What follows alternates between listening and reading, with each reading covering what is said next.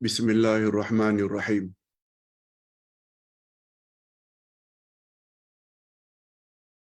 Alhamdulillah nahmaduhu wa nasta'inuhu wa nastaghfiruh. Wa na'udzu billahi min shururi anfusina wa min sayyiati a'malina. Man yahdihillahu fala mudilla lahu wa man yudlil fala hadiya lahu. Asyhadu an la ilaha illallah wahdahu la syarika lah wa asyhadu anna Muhammadan abduhu wa rasuluh la nabiyya ba'dah. Allahumma salli wa sallim ala nabiyyina Muhammad wa ala alihi wa sahbihi ajma'in amma ba'd.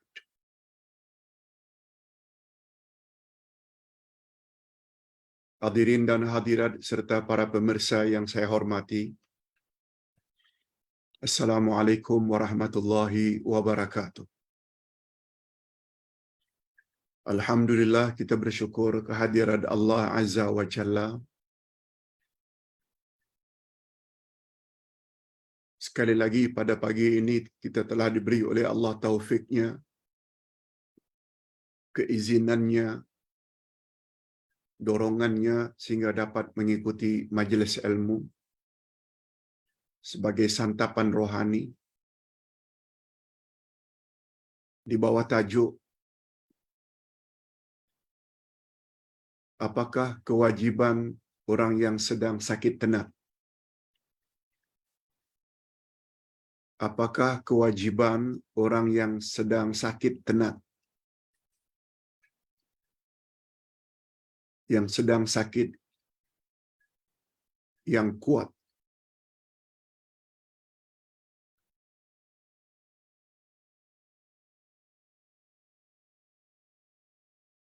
Kita bawa satu hadis Nabi sallallahu alaihi wasallam. Hadis sahih riwayat Imam Ahmad dan Al-Hakim dengan syarat sahih Muslim. Rasulullah sallallahu alaihi wasallam bersabda. Bagus kita bawa dalilnya dulu. Apa yang sepatutnya dilakukan oleh orang yang sedang sakit yang kuat, sakit tenat. Hadirin dan hadirat, ilmu tentang ini sangat penting. Nanti kita akan sebut sebab-sebabnya. Kita perlu tahu apakah ketika kita yang sedang sakit tenat, sakaratul maut, atau orang yang kita sayangi, suami, istri, ibu bapa, anak, uncle, auntie, cousin, yang sedang sakit tenat, apa yang patut kita suruh? Apa yang patut kita anjurkan terhadap orang yang sedang sakit tenat? Kita bacakan dulu dalilnya. An Ummil Fadli radhiyallahu anha anna Rasulullah sallallahu alaihi wasallam dakhala alaihim. Dari Ummul Fadl radhiyallahu anha, kata beliau bahwa Rasulullah sallallahu alaihi wasallam pada satu hari datang kepada kami. Wa Abbasun ammu Rasulillah sallallahu alaihi wasallam yashtaki. Wa tamanna Abbasun al-maut. Rasulullah datang ke rumah kami, kata Ummul Fadl.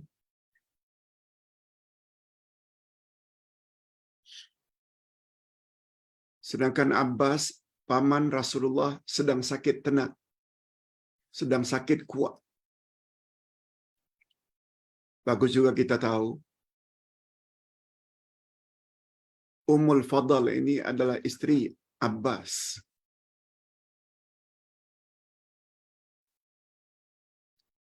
Kalau kita tahu Abdullah ibnu Abbas anak daripada Abbas ini bernama Abdullah, seorang yang pakar dalam tafsir. Ibunya adalah Ummul Fadl. Kata Ummul Fadl, suatu hari Nabi datang ke rumah kami, sedangkan ketika itu suami saya Abbas sedang sakit tenat. Abbas merasakan sakit yang bersangatan sehingga beliau bercita-cita untuk mati. Fatamanna Abbasun al-maut. Faqala lahu Rasulullah sallallahu alaihi wasallam, "Ya Abbas, ya amma Rasulillah sallallahu alaihi wasallam, la tatamanna al-maut." Lalu Rasulullah sallallahu alaihi wasallam tegur uncle-nya, "Wahai Abbas, wahai uncle-nya Rasulullah, jangan sekali-kali Pak Cik bercita-cita untuk mati. Jangan sekali-kali Pak Cik minta mati. Fa innaka in kunta muhsinan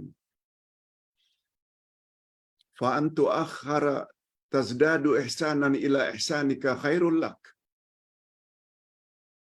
Lalu Nabi sebut sebabnya. Mengapa jangan minta mati? Sebab andai kata Pak Cik orang yang baik, dengan ditangguhkan kematian, bukankah itu dapat menambah kebaikan bagi Pak Cik? Mengapa minta mati? Wa in kunta musian fa antu akhara fasta'tibu min isaatika khairul lak. Dan apabila Pak Cik orang yang tidak baik, dengan penangguhan kematian, memberi kesempatan bagi Pak Cik untuk tobat, bukankah itu lebih baik bagi Pak Cik? Fala tatamannal maut. Sekali lagi Nabi ulangi, jangan sekali-kali Pak Cik bercita-cita atau minta mati. Hadis riwayat Imam Ahmad Al-Hakim dengan syarat Muslim. Hadis sahih.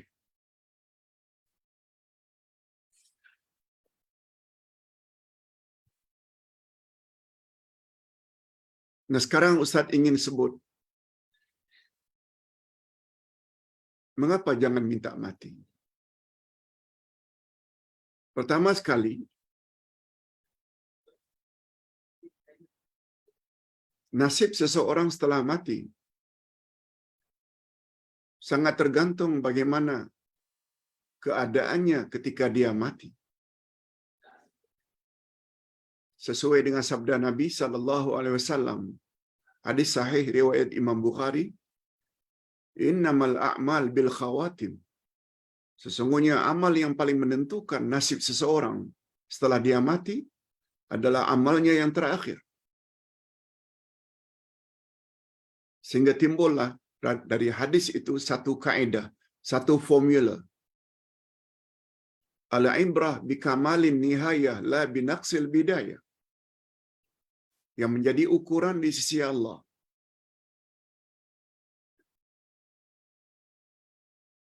adalah kesempurnaan pada akhir hayat, bukan menjadi ukuran di sisi Allah serba kekurangan di masa muda. Jadi mengapa mesti minta mati? Bukankah dilambat seketika memberi peluang kita untuk menambah paling kurang subhanallah, alhamdulillah, Allahu akbar, la haula wala quwata illa billah. Dan sebaliknya apabila kita orang yang tidak baik banyak buat dosa, betul tak dengan penangguhan kematian itu?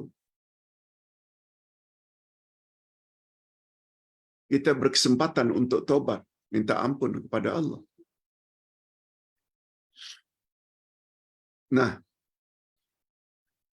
sekarang kita masuk mukaddimah. Sedikit mukaddimah. Sebab Dalam pembahasan ini ada 7 perkara yang perlu dilakukan oleh orang yang sedang sakit tenat. Sebelum itu kita buat sedikit mukadimah.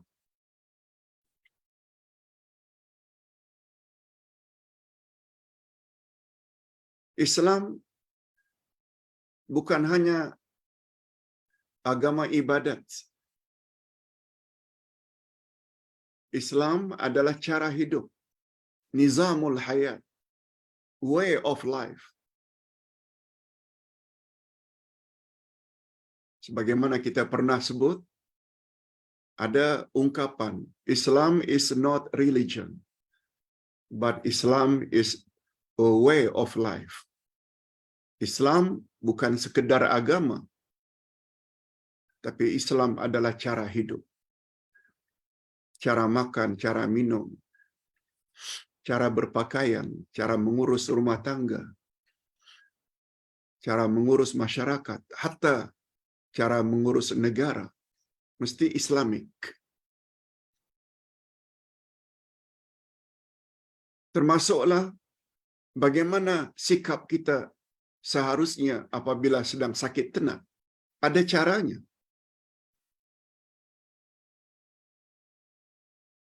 Berikut ini akan kita bawakan beberapa bimbingan agama yang mesti diikuti oleh setiap mukmin jika mereka mengalami sakit yang berat.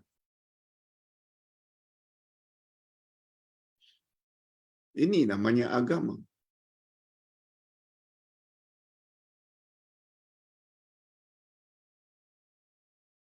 Minggu lalu kita telah jelaskan tentang ayat 208 dari surat Al-Baqarah. Allah Subhanahu wa taala berfirman, A'udzubillahi minasyaitonir rajim. Ya ayyuhalladzina amanu udkhulu fis-silmi kaffah wa la tattabi'u khutuwatis syaitan. Innahu lakum aduwwum mubin. Orang-orang yang beriman, masuklah kamu ke dalam Islam secara menyeluruh, komprehensif. Jangan kamu ikut langkah-langkah syaitan. Karena syaitan itu bagi kamu adalah musuh yang nyata-nyata. Kata Said Qutb di dalam tafsirnya Fi Zilalil Quran, berdasarkan ayat itu, manusia terbagi 2 saja. Yang pertama, manusia ikut Islam. Yang kedua, manusia ikut syaitan. Ikut Islam iaitu ikut arahan Allah, arahan Rasul. Bila kita ikut lain daripada kehendak Allah dan kehendak Rasul, itu bermakna kita sedang ikut arahan syaitan. Ustaz buat contoh. Walyakul ahadukum biyaminihi walyashrab biyaminihi. Hendaklah kamu makan dan minum dengan tangan kananmu. Fa inna syaitan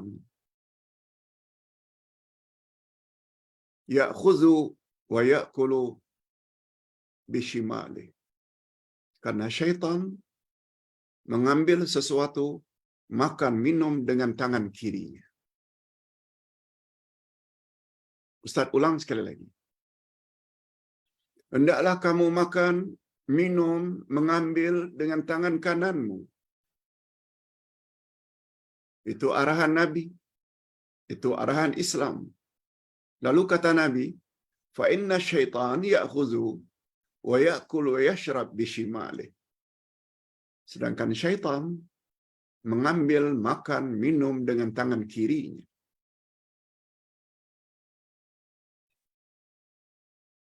Kesimpulan dari hadis itu, kita tidak ikut yang mana satu. Ikut kehendak Rasul ke? Itulah kehendak Islam. Makan, minum tangan kanan. Atau ikut syaitan. Make your choice. Sebagai contoh. Islam adalah cara hidup.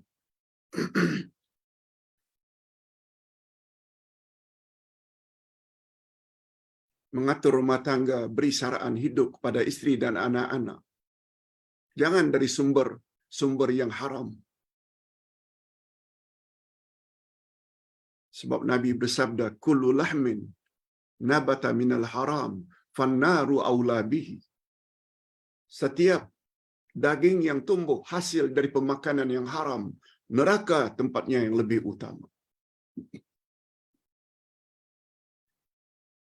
Segala-galanya mesti Islamik. Cuma untuk sampai ke peringkat itu impossible. Mustahil kalau tak ada ilmu. Terutama ilmu Al-Quran dan Sunnah Nabi.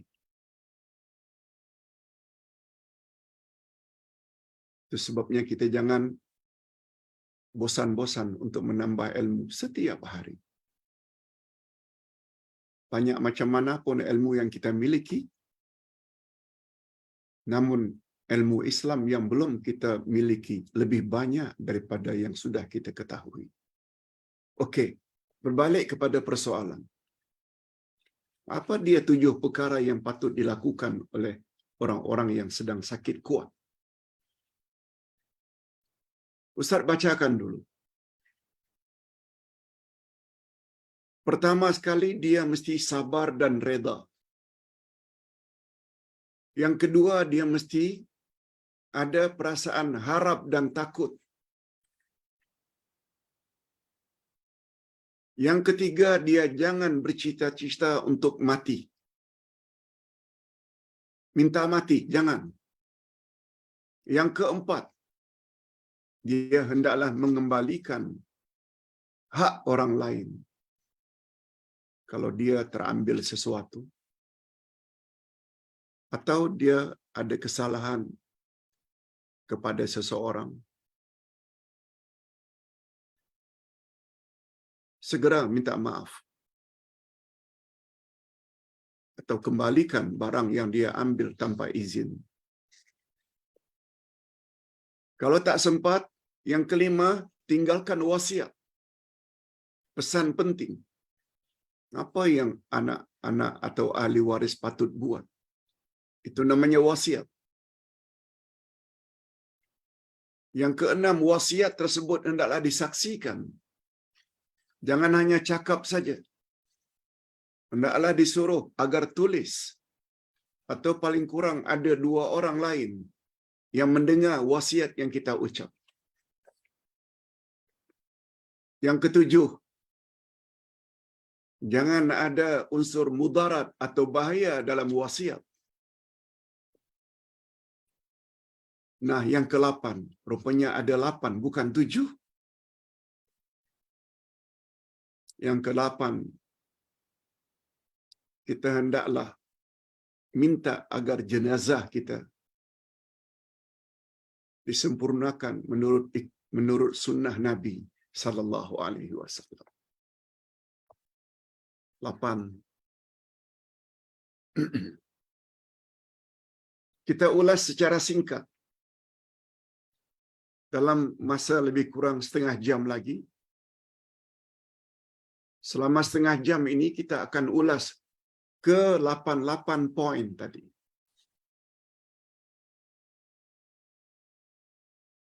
Mustahak untuk kita tahu, lebih-lebih lagi kita dari kalangan lansia, lanjut usia. 60, 65, 70, 75, 80 perlu sangat. Sebab anytime kita boleh dalam keadaan yang tenat. Kita tak tahu.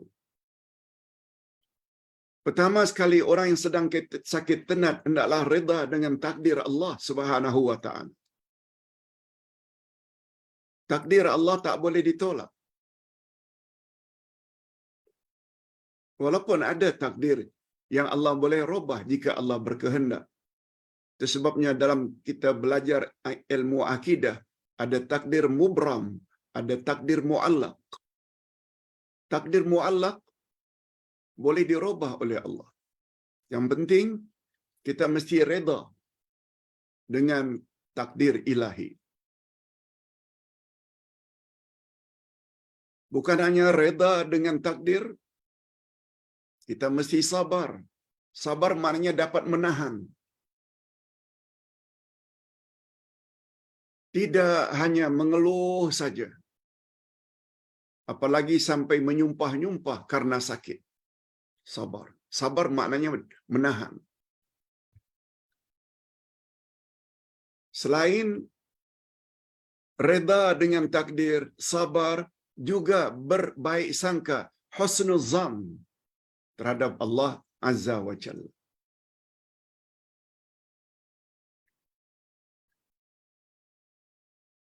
Sebab Rasulullah sallallahu alaihi wasallam pernah bersabda dalam hadis riwayat Imam Ahmad dan hadisnya sahih. Apa kata Nabi? Ajaban lil mu'min. Sungguh hebat orang-orang yang beriman itu. Idza asabathu sarra syakar fahuwa khairul lah. Sungguh hebat orang-orang yang beriman, yaitu apabila dia dapat nikmat dia bersyukur. Dan bersyukur itu baik baginya. Wa in asabathu dharra sabar wa kana khairan lahu. Dan apabila dia ditimpa oleh ujian, musibah, maka dia sabar. Dan sabar itu juga baik baginya. Pertama sekali, ada 3, reda, sabar, dan berbaik sangka kepada Allah. Yang kedua, yang orang sedang sakit tenat perlu lakukan, dia hendaklah ketika sakit tenat itu takut dan harap, atau dalam bahasa Arabnya raja wal khauf. Raja maknanya mengharap. Mengharap supaya Allah Subhanahu wa taala matikan dia dalam husnul khatimah. Mengharap agar amal dia selama ini diterima oleh Allah. Mengharap mendapat ampunan daripada Allah. Nah, selain itu, dia juga mesti ada rasa takut. Takut terhadap azab dan siksaan Allah. Takut kalau mati dalam su'ul khatimah.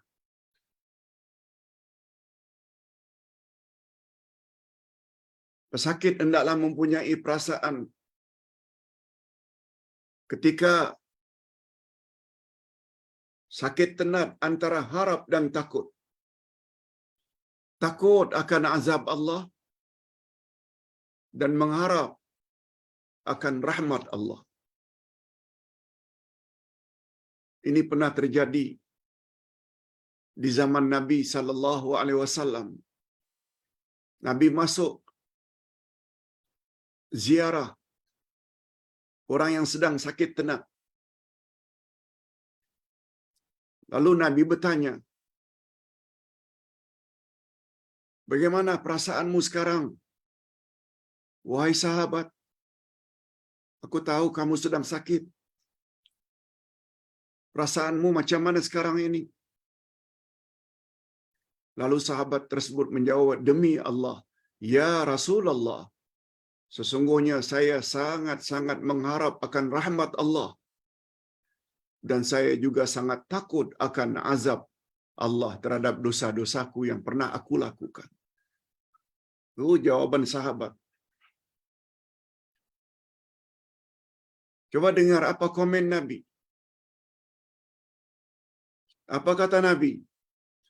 Tidaklah berkumpul kedua-duanya, harap dan takut, dalam hati seorang hamba dalam keadaan seperti ini, yaitu sedang sakit tenat, bergabung dalam hatinya antara harap akan rahmat Allah dan takut akan azab Allah terhadap dosa. Apa kata Nabi? Bila itu bergabung, harap dan takut, ketika seseorang sedang sakit tenat, Allah akan beri dia apa yang dia harapkan dan Allah akan tenteramkan terhadap apa yang dia takuti. Allahu Akbar. Allahu Akbar.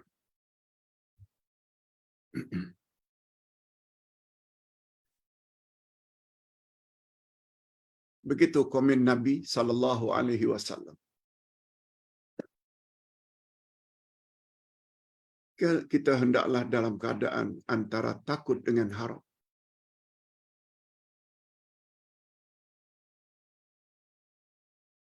Yang ketiga, jangan bercita-cita untuk mati.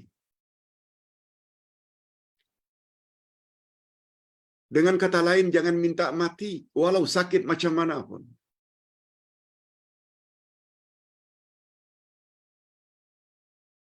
Ini sesuai dengan sabda Nabi sallallahu alaihi wasallam ketika datang ke rumah Ummul Fadl terhadap pakciknya, "Wahai uncle, jangan sekali-kali pakcik minta mati."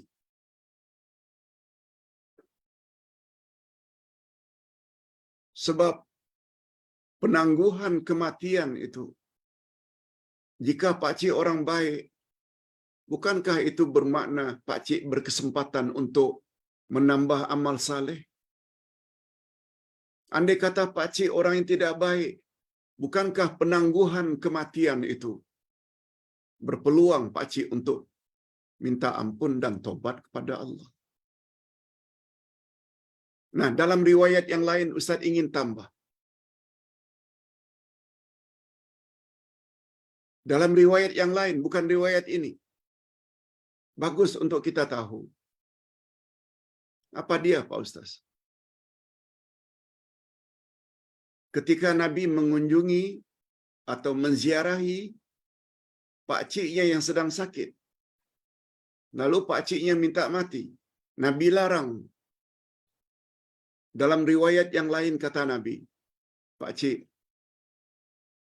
kalaupun pakcik terpaksa berbuat demikian, yaitu minta mati juga, pakcik mintalah secara berlapik, yaitu dengan mengatakan,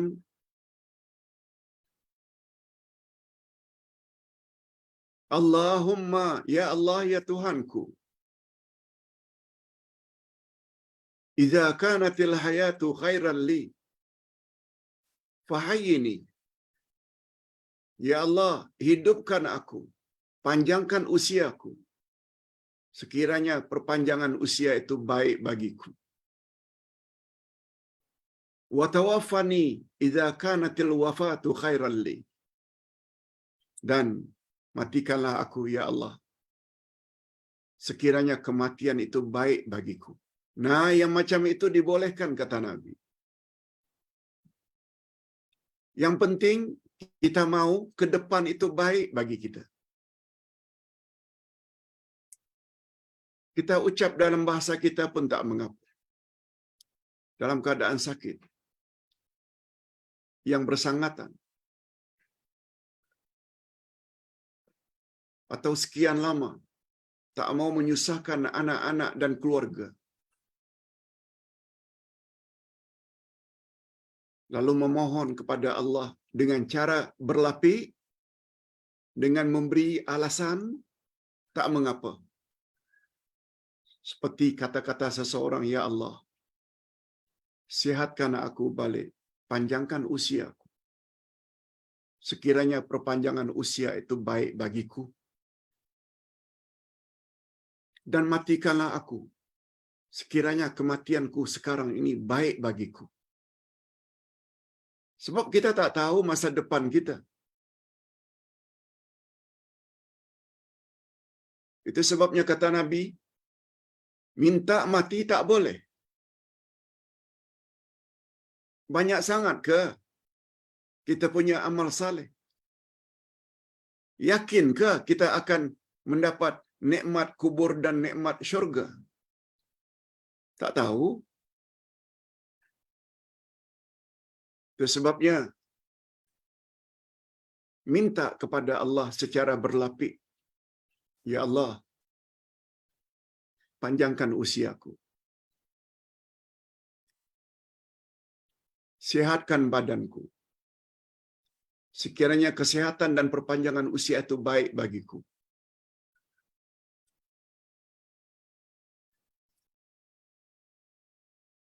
Minta macam itu.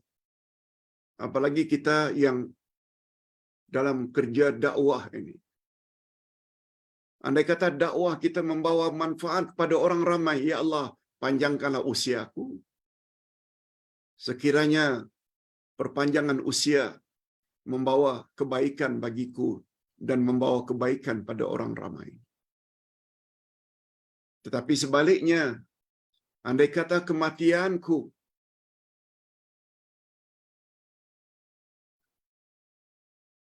lebih baik bagiku pada masa hadapan, matikanlah. Aku reda, ya Allah. Seperti itu. Tapi itu sebaiknya diucap bagi orang yang sedang sakit tenat.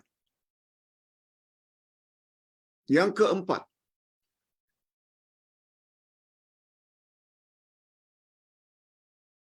mengembalikan hak orang lain. Hadirin dan hadirat, barangkali ada amanah seseorang kepada kita yang keluarga tak tahu. Sebelum kita meninggal dunia, kembalikan. Kembalikan kepada yang empunya. Atau kita mengambil hak orang lain tanpa izinnya. Dengan kata lain, kita curi. Kita hendaklah kembalikan hak orang lain itu sebelum kita mati. Sebab itu termasuk hutang yang akan ditanya nanti di akhirat.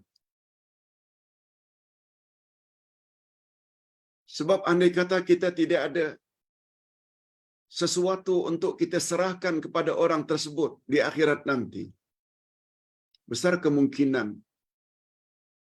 orang tersebut akan jadi orang yang muflis.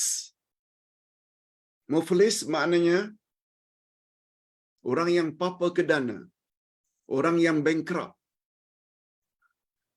Nabi Muhammad sallallahu alaihi wasallam pernah bersabda,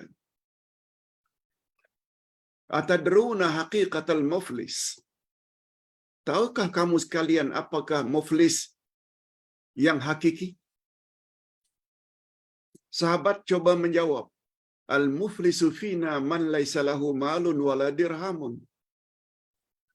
Muflis yang kami tahu, orang yang tidak ada harta dan tidak ada duit. Kata Nabi, tidak. Bukan itu muflis yang sebenarnya. Muflis yang sebenarnya ialah orang yang apabila meninggal dunia membawa banyak amal-amal saleh. Tetapi semasa hayatnya banyak orang yang dia zalimi. Dia umpat orang itu, dia fitnah orang itu, dia curi barangan orang itu, dia. Lalu dia mati. Di akhirat nanti, di dalam mahkamah ilahi, orang-orang yang dia aniaya itu menuntut, "Ya Allah, dia inilah dulu yang curi barang saya. Dia inilah yang dulu fitnah saya. Dia inilah dulu yang mengumpat saya. Dialah inilah. Lalu Allah yang maha adil, ambil amal-amal salehnya yang sekian banyak, diagihkan kepada A, kepada B, kepada C, dan kepada seterusnya. Akhirnya habis. Diagih-agihkan oleh Allah amal salehnya kepada orang yang dulu pernah dia zalimi. Setelah habis, masih ada lagi yang menunggu, X, Y, Z, yang dia dulu pernah zalimi. Lalu apa Allah lakukan? Karena dah tak ada lagi amal saleh untuk diagihkan kepada X, Y, Z, akhirnya dosa X, Y, Z Allah transfer ke atas orang tersebut. Dia yang banyak bawa amal-amal saleh yang sepatutnya masuk syurga,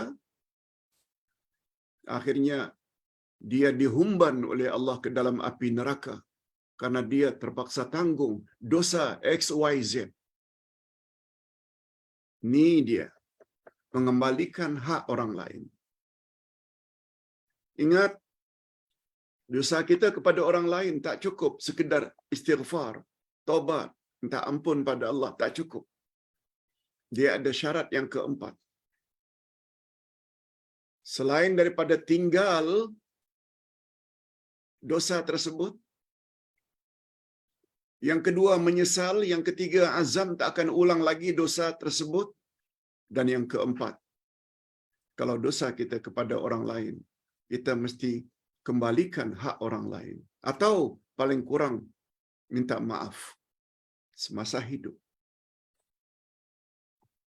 Yang kelima, kalau kita tidak sempat untuk mengembalikan barang milik orang sebelum kita mati, tak sempat, kita hendaklah berwasiat kepada ahli keluarga. Ayah ada utang RM50 kepada tetangga kita. Nanti anak-anak bayar ya, ambil dari duit peninggalan ayah. Ayah ada ambil barang si fulan, ada di dapur barangan itu. Kembalikan ya nanti kepada yang empunya. Itu namanya wasiat.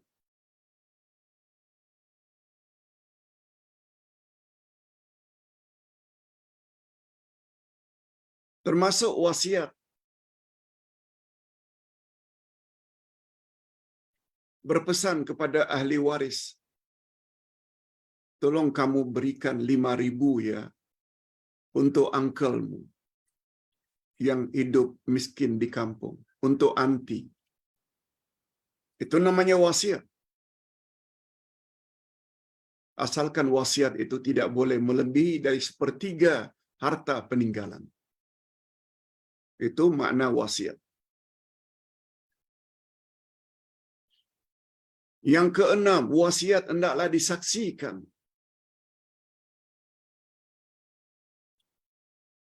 Kalau dalam bentuk tertulis lagi bagus, kemudian saksi 2 orang, tanda tangan, itu lagi bagus,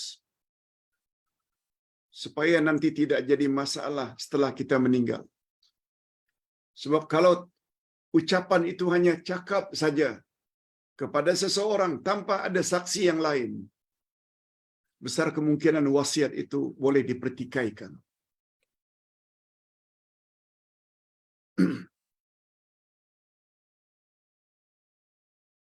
Yang ketujuh, jangan ada mudarat dalam wasiat. Itu sebabnya wasiat harta tidak boleh kepada ahli waris. La wasiyata liwarisin. Kalau wasiat agar anak cucu ahli waris taat pada Allah, jangan tinggal salat nak, jangan tinggal puasa bulan Ramadan, jangan dedah aurat di khalayak ramai nak, itu boleh. Lebih-lebih lagi kepada ahli waris. Tapi dari sudut keuangan, wasiat tak boleh kepada ahli waris. Itu sebabnya kata Nabi, la wasiyata liwarisin. Tidak ada wasiat harta kepada ahli waris. Kalau ditanya mengapa Pak Ustaz? Betul tak ahli waris dia ada hak dalam faraid? Anak laki-laki, anak perempuan, isteri, semuanya sudah ditetapkan oleh agama. Berapa peratus mereka layak mendapat harta pusaka. Oleh sebab itu, terhadap ahli waris tidak ada wasiat. La wasiyata liwarisin. Wasiat hanya untuk orang-orang yang tidak layak menerima harta pusaka. Lain halnya dengan wasiat-wasiat keagamaan. Sebagaimana yang Ustaz tulis dalam buku Ustaz, wasiatku kepada ahli warisku ketika aku hidup dan setelah aku mati. Bapak-bapak dan ibu-ibu yang belum memiliki buku itu, miliki segera. Sebab dalam buku itu Ustaz tulis 50 wasiat kepada ahli keluarga. Sama ada ketika kita masih hidup atau lebih-lebih lagi setelah kita mati.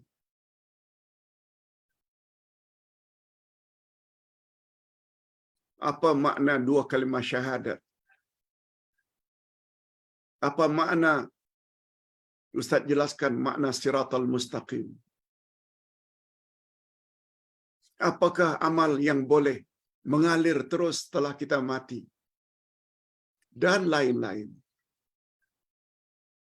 Perlu sangat buku itu dibaca.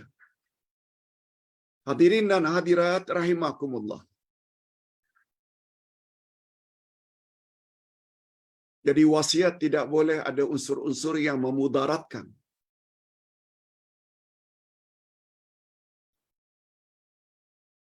Atau seseorang umpamanya berwasiat, jangan bagi harta pusaka peninggalanku kepada anakku yang itu tuh, karena dia tak pernah jenguk aku ketika aku sakit. Juga tak boleh. Itu namanya memudaratkan. Walaupun kita sangat-sangat tidak setuju anak yang tidak ambil berat ketika ibu bapaknya sudah lansia. Sehingga sangat marahnya ibu bapa. Aku haramkan harta peninggalanku untuk anakku yang itu tuh. Tak pernah tengok aku ketika aku sakit. Karena kemarahannya pun itu tak boleh. Sebagaimana kita juga kata, tak boleh anak-anak berbuat demikian. Nah, yang terakhir, yang ke-8. Ini juga sangat penting. Kita hendaklah berpesan kepada ahli waris, saudara mara, untuk melaksanakan jenazah kita ikut sunnah Nabi sallallahu alaihi wasallam. Apa sebab? Ini dia.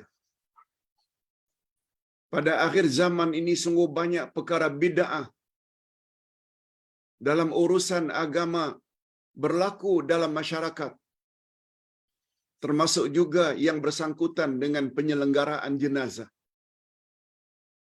Maka sudah sewajarnya lah seorang muslim yang sedang sakit supaya berwasiat agar penyelenggaraan jenazahnya dilakukan mengikut sunnah Nabi sallallahu alaihi wasallam. Apalagi Allah telah berfirman pada ayat 6 surat At-Tahrim, ya ayyuhalladzina amanu qu anfusakum wa ahlikum nara. Orang-orang yang beriman, peliharalah dirimu dan ahli keluargamu dari api neraka. Berdasarkan ketentuan inilah, maka sahabat-sahabat Nabi berwasiat demikian terhadap jenazah mereka. Coba tengok sebagai contoh. Walaupun contohnya sangat banyak, wasiat sahabat-sahabat Nabi menjelang kematian mereka. Daripada Abi Burdah, katanya, telah berwasiat Abu Musa al-Asy'ari radhiyallahu anhu, sahabat Nabi yang ikhlas, yang baik. Abu Musa al-Asy'ari. Bukan Abu Hasan ya. Abu Hasan al-Asy'ari, pengasas mazhab Asy'ariyah atau Asy'ari.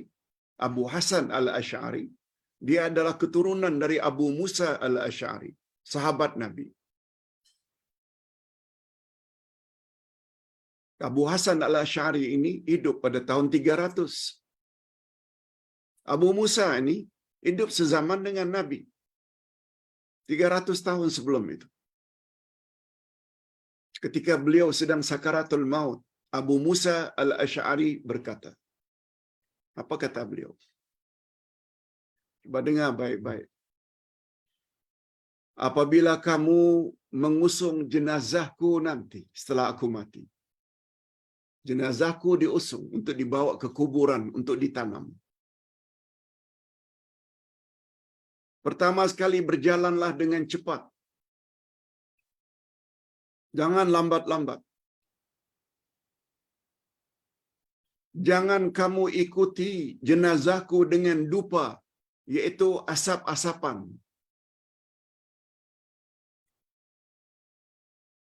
Kita asap dengan kemenyan pula sepanjang jalan. Jangan kamu batasi aku dengan tanah kuburan. Maknanya, letakkan jenazahku di lubang lahat supaya bersatu dengan tanah. Jangan batasi. Jangan kamu bina binaan atau bangunan di atas kuburanku. Ini peringatan. Kecuali sekedarnya galangan, sekedar nisan, tak mengapa insya-Allah. Tapi kita tembok pula, kita konkret, tak boleh. Aku bersaksi kepada kamu bahwa aku berlepas diri daripada haliqah. Aku berlepas diri daripada saliqah. Aku berlepas diri pada khariqah. Lalu keluarganya bertanya, adakah engkau pernah mendengar tentang perkara ini? Lalu Abu Musa al-Asy'ari menjawab, memang benar, aku pernah mendengarnya dari Rasulullah sallallahu alaihi wasallam. Jadi apa yang Abu Musa kata tadi, bila kamu bawa jenazahku jalan cepat, dia membawa makna jenazah jangan disimpan lama. Segerakan pengkebumian. Itu maksudnya. Jangan ikuti dengan adat istiadat. Seperti umpamanya dibawa dengan asap-asapan, dupa. Jangan kamu batasi aku dengan tanah. Kemudian Abu Musa meminta keluarganya, jangan buat 3 perkara ini. Itu maksudnya aku berlepas diri. Aku bebas. Aku tak mau kamu lakukan. Pertama, yaitu haliqah. Haliqah maknanya orang yang membotakkan kepalanya sebagai tanda kesedihan. Begitu dilakukan oleh orang Arab jahiliyah. Bila ada kematian, dia botakkan kepalanya sebagai tanda kesedihan. Aku tak mau itu kamu lakukan.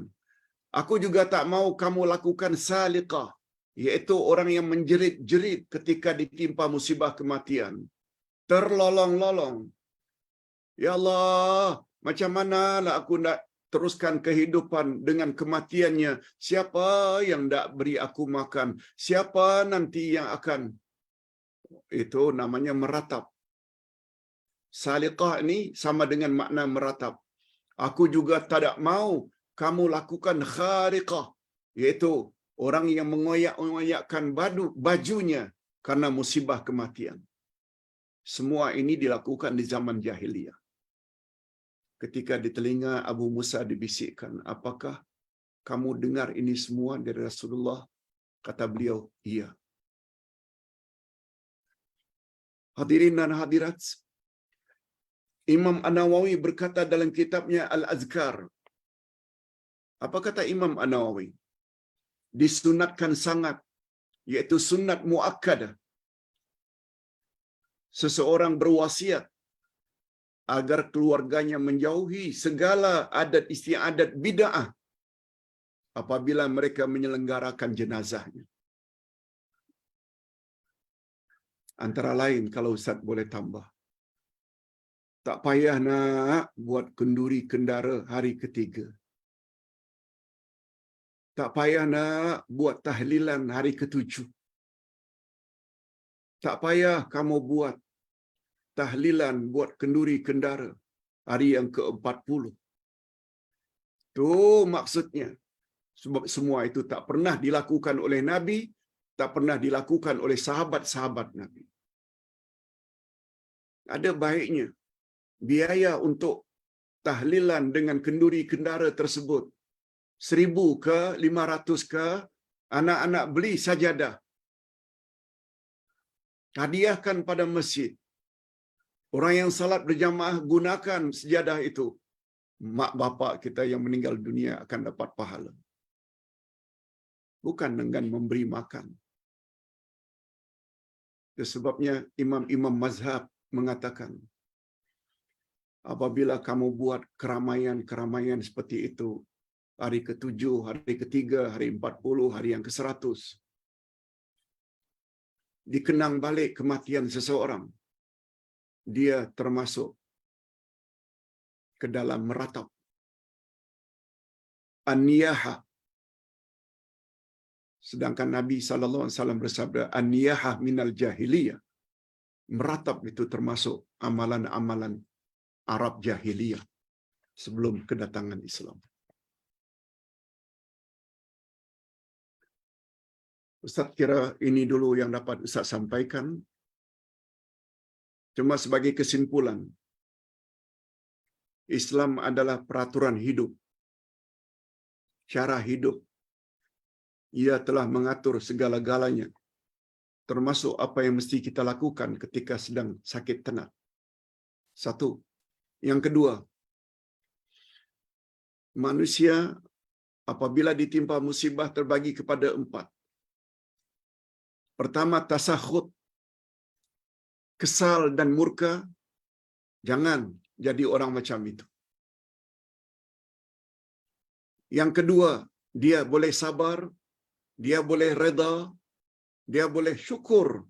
Terima kasih kepada Allah karena ditimpa musibah.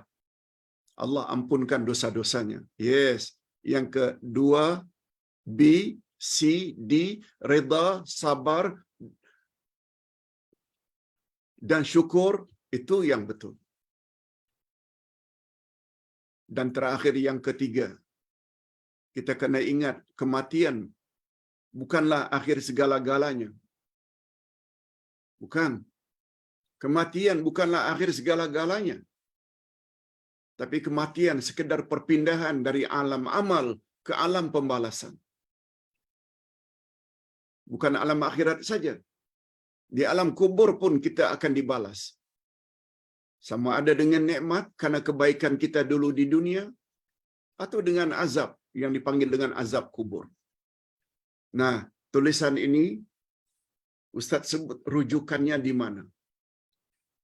Pertama, Al-Ahkamul Janaiz wa Bid'auha oleh Syekh Nasaruddin Albani. Yang kedua, Fiqhus Sunnah Syekh Said Sabiq. Dan yang ketiga, Al-Adhkar oleh Imam An-Nawawi. Mudah-mudahan pengajaran kita pada pagi ini ada manfaatnya untuk bekalan kita apabila kita sedang sakit tenat. Sungguh cantik untuk kita ingat-ingat selalu. Di bawah ini Ustaz akan jawab beberapa soalan jemaah.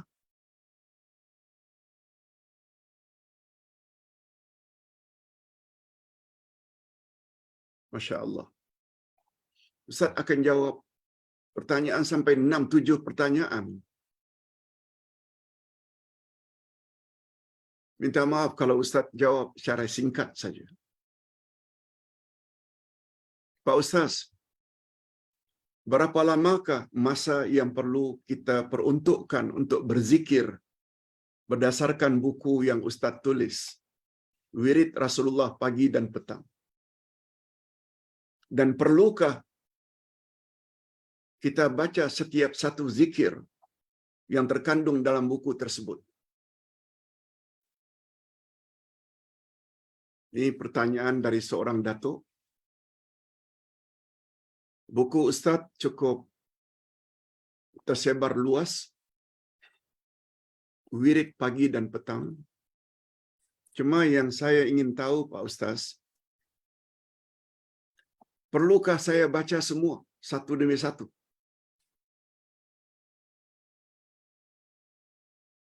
Berapa lamakah waktu kita patut baca buku tersebut?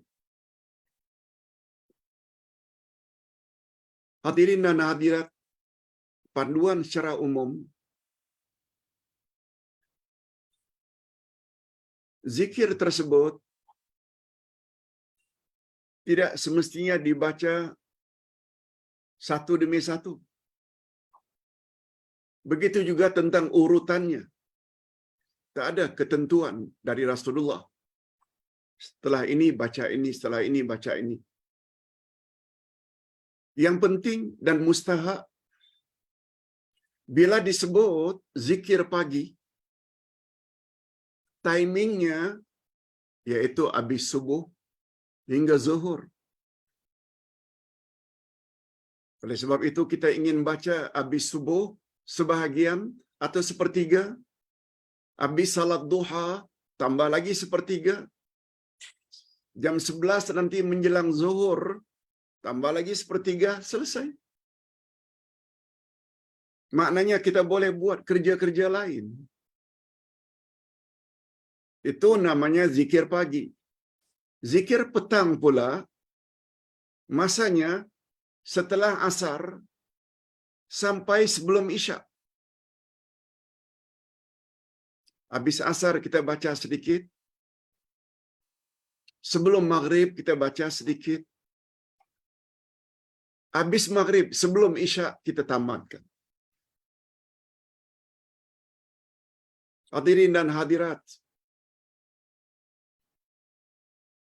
dengan berbuat demikian kita tak merasa mengambil masa terlalu panjang sehingga tidak boleh buat kerja-kerja lain. Malah nasihat Ustaz, apabila jam 7 umpamanya kita pergi tempat kerja, makan masa setengah jam, itu saja boleh tamatkan. Apalagi zikir-zikir itu kita telah biasa baca, dengan mudah kita hafal. Apalagi Ustaz sudah buat CD. Apalagi Ustaz sudah buat CD zikir pagi dan CD zikir petang. Bunyikan, lalu kita boleh ikuti. Selain daripada itu, dinamakan zikir pagi dan zikir petang, yang urutannya kadang-kadang sampai 20 jenis zikir, dengan bilangannya ada 3 kali, ada 10 kali, ada 7 kali, ada 100 kali.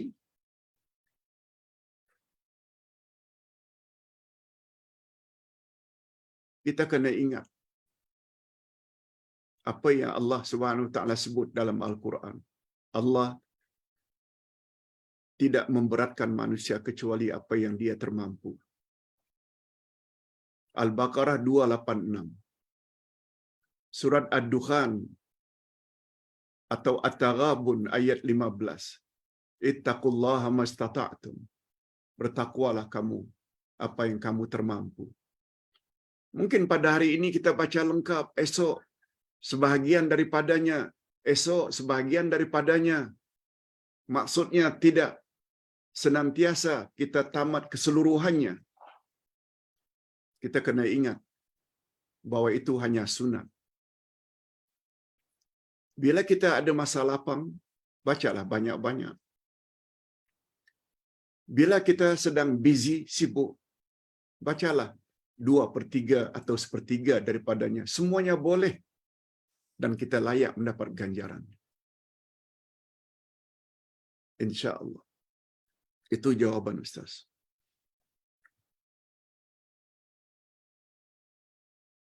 Pak Ustaz, besar fadilatnya kita membaca surat Al-Kahfi 10 ayat pertama dan 10 ayat yang terakhir. Rasulullah sallallahu alaihi wasallam pernah bersabda, siapa yang mengamalkan bacaan tersebut, dia akan dilindungi oleh Allah daripada dajjal akhir zaman. Pertanyaannya, macam mana cara membacanya, Pak Ustaz? Nah, membaca 10 pertama surat Al-Kahfi hendaklah diawali dengan isti'azah dan basmalah. A'udzubillahi minasyaitonirrajim. Bismillahirrahmanirrahim. Alhamdulillahilladzi anzala ala abdil kitab wa lam yaj'al lahu 'iwaja qayyima liyunzira ba'san syadidan min ladun. Seterusnya sampai 10 ayat. Awalilah dengan a'udzubillah dulu, kemudian bismillahirrahmanirrahim. Adapun 10 ayat terakhir surat Al-Kahfi cukup disambung dengan bismillahirrahmanirrahim tanpa a'udzubillah minasyaitanirrajim. Sebab a'udzubillah hanya perlu dibaca pada permulaan membaca Quran saja. Sebagaimana firman Allah pada ayat 98 dari surat An-Nahl. Wa idza qara'tal Qur'an fasta'iz billahi minasyaitanir rajim. Apabila kamu mula-mula membaca Al-Quran, awalilah dengan a'udzubillahi minasyaitanir rajim. Oleh sebab itu, untuk menyambungnya nanti dengan ayat lain atau surah lain, cukup dengan bismillah. Begitu panduan. Wallahu a'lam. Pak Ustaz, kakak sepupu saya meninggal dunia 2 tahun yang lalu. Dia tergolong orang yang mampu untuk naik haji. Tergolong orang yang mampu. Tapi setelah beliau meninggal dunia, 2 orang anaknya sakit. Sakit kuat. Sakit kronik. Jadi duit peninggalan Allah yarham banyak digunakan untuk merawat anaknya.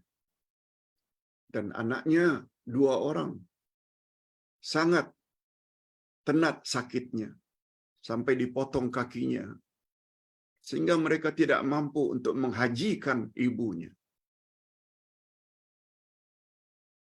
Pertanyaan, bolehkah menurut syarak saya buat badal haji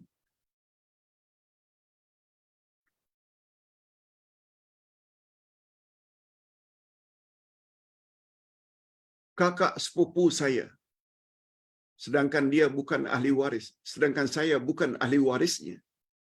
Pertanyaannya itu. Boleh tak?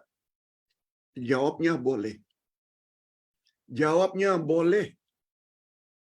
Orang yang buat badal haji untuk seseorang tak semestinya datang dari ahli keluarga dekatnya.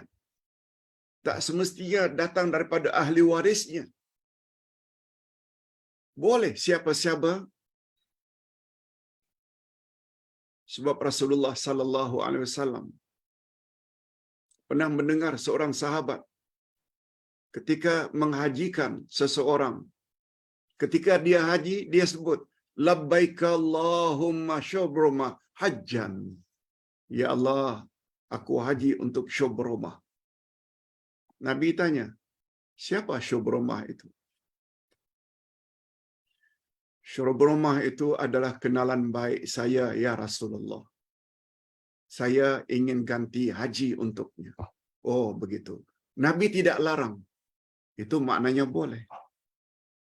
Jadi badal haji tak semestinya dibuat oleh ahli waris atau dibiayai oleh ahli waris. Siapa saja orang-orang yang ingin badal haji untuk orang yang dia kenal, yang baik dengannya, boleh. Dan insya-Allah diterima oleh Allah Azza wa Jalla. Yang keempat, Pak Ustaz, setelah selesai makan di restoran bersama kawan-kawan, saya yang bayar.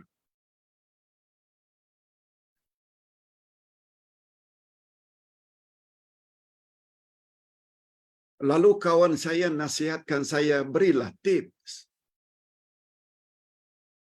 kepada pelayan-pelayan yang melayan dengan baik. Pertanyaan saya, Pak Ustaz, saya memang bagi. Tapi pertanyaan saya, tip itu sama tak dengan rasuah? Tip itu sama tak dengan rasuah? Saya takut, Pak Ustaz. Apalagi Nabi SAW bersabda, laknatullahi ala rashi wal murtashi.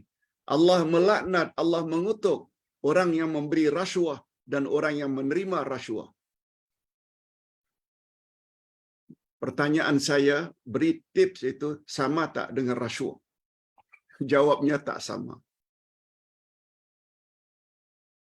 Dalam bahasa Arab dipanggil dengan bakshish. Bila ada orang yang membantu kita ketika pergi umrah atau naik haji, angkat barangan kita, lalu kita bagi dia 5 rial, 10 rial sebagai tanda terima kasih kita, yang kita panggil dengan tips, itu bukan rasuah. Itu bukan rasuah. Apalagi tip yang kita bagi itu tanpa diminta. Kita dengan senang hati, rela hati, memberi dia sedikit hadiah. Dia bukan rasuah. Hadirin dan hadirat, pertanyaan yang keenam. Pertanyaan yang keenam, Pak Ustaz. Apakah itu salawat tibbil qulub? Terima kasih. Hadirin dan hadirat, salawat tibbul qulub ini pertama-tama ia bukan dari Nabi Muhammad sallallahu alaihi wasallam.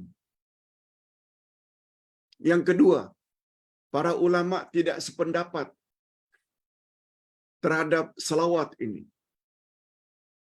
Ada yang mengatakan boleh dan ada pula yang melarang. Yang melarang mengatakan di dalam ungkapan salawat tibbul qulub, kita telah bagi Nabi Muhammad sallallahu alaihi wasallam pekerjaan yang sebenarnya milik Allah. Coba dengar baik-baik bacaan salawat tibbul qulub. Allahumma salli ala sayyidina Muhammadin tibbil qulubi wa dawaiha wa afiyatil abdani wa shifaiha wa nuril absari wa diyaiha wa ala alihi wa sahbihi wasallam.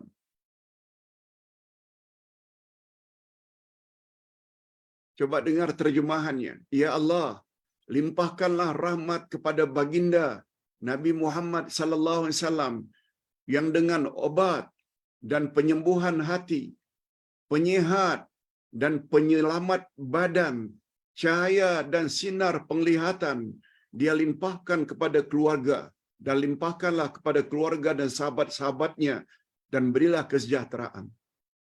Kata ulama yang melarang, salawat ini seolah-olah kita beri kepada Nabi Muhammad pekerjaan menyembuhkan penyakit, merawat pesakit, mengobati penyakit, menyembuhkan orang yang sakit, menyihatkan orang yang sakit. Padahal semuanya itu adalah kerja-kerja Allah. Rububiyah milik Allah. Sebagaimana firman Allah dalam doa salah seorang Rasulullah, wa idza maridtu fahuwa yashfin. Bila aku sakit, dialah, yakni Allah, yang menyembuhkan aku. Nah sekarang di dalam salawat tersebut, pekerjaan menyembuhkan itu kita berikan kepada Nabi Muhammad. Itu sebabnya ulama yang melarang mengatakan di dalam salawat itu ada unsur syirik. Sebab kita telah beri kepada Nabi Muhammad kuasa menyembuhkan. Pada Ustaz bila ditanya, Ustaz cenderung pendapat yang mana satu? Ustaz cenderung pada pendapat yang melarang. Sebab Nabi Muhammad sallallahu alaihi wasallam bersabda, hindarkan olehmu dari perbuatan syirik walau sebesar kaki semut. Maknanya kecil macam mana pun syirik itu kita mesti jauhi. Sedangkan orang yang mengatakan boleh, mereka tafsirkan dengan tafsir yang menunjukkan kebolehannya. Wallahu a'lam. Tapi Ustaz sangat takut. Apalagi sampai menganjurkan. Bukan saja jangan dibaca, malah jangan share pada orang lain. Salah-salah kita dapat dosa jariah bila orang itu mengamalkannya. Wallahu a'lam. Dan yang terakhir, yang ketujuh. Pak Ustaz, kawan saya minta supaya saya tanyakan kepada Ustaz tentang seorang isteri yang ditalak.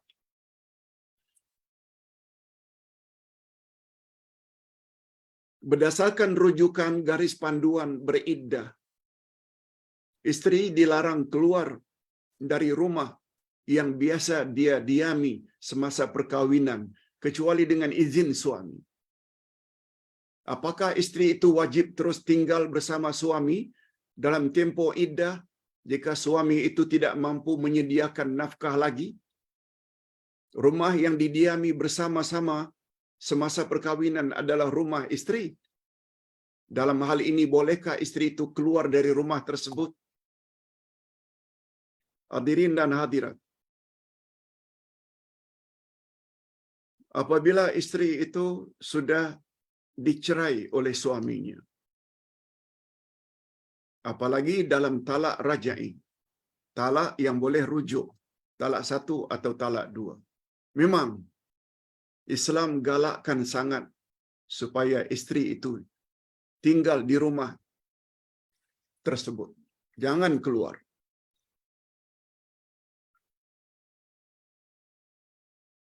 Alasannya, kedudukan isteri itu adalah masih lagi di dalam tanggungjawab suami. Ustaz ulang, isteri dalam iddah talak raj'i, yakni talak boleh rujuk, statusnya masih lagi sebagai isteri.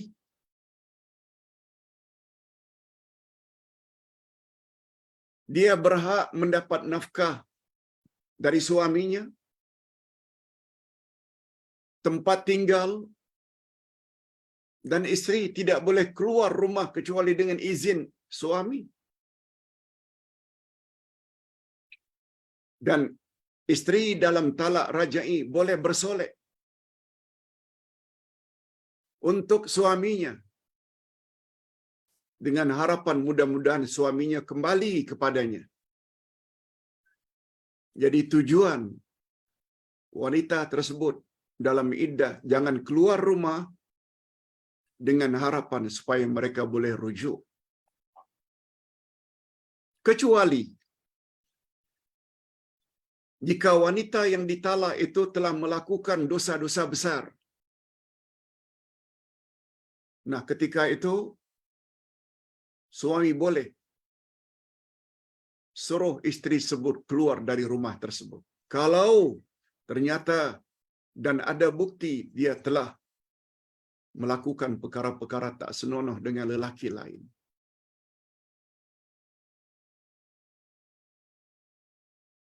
Ataupun wanita tersebut boleh keluar rumah apabila suami tidak sara dia hidup. Atau bila dia tinggal di rumah tersebut boleh mendatangkan mudarat atau bahaya. Itu ada pengecualian. Oleh sebab itu, rujukan yang dibaca oleh penanya ini, yang dikeluarkan oleh pihak JAKIM dengan panjang lebar, Ustaz sudah baca, dah betul lah itu. Boleh diikuti. Ini dulu yang dapat Ustaz sampaikan, mudah-mudahan ada manfaatnya. Kita akhiri dengan doa. Alhamdulillahirrabbilalamin. Wassalatu wassalamu ala asyrafil anbiya'i wal mursalin wa ala alihi wa sahbihi ajma'in. Rabbana ighfir lana dhunubana wa liwalidina warhamhum kama rabbawna shighara. Rabbana hab lana min azwajina wa dhurriyyatina qurrata a'yun waj'alna lil muttaqina imama. Rabbana ighfir lana dhunubana wa israfana fi amrina wa thabbit aqdamana wansurna 'alal qaumil kafirin. Allahumma ya jami'an nasi liyaumin la raiba fi ijma' bainana wa baina hajatina.